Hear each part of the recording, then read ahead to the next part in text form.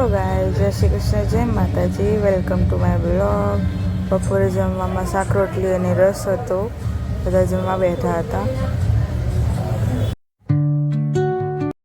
સાંજે હું અને દીદી બાલ્કનીમાં ઊભા હતા અને બાલ્કનીમાં ઠંડો ઠંડો પવન આવતો હતો. સામાના ઘરે કથા હતી તો બધા મહેમાન આવ્યા હતા.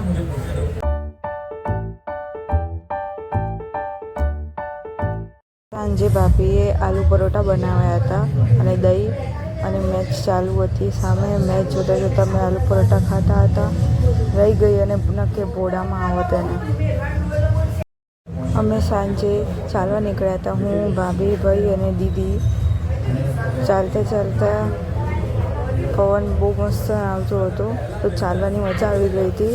પછી ચાલતા ચાલતા અમે ગયા સોડા શોપ પર.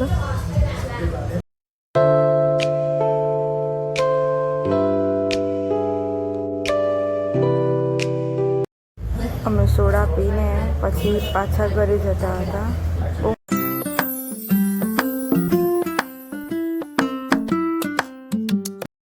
પાછા અમે મસ્તી કરતા ઘર બાજુ જતા હતા.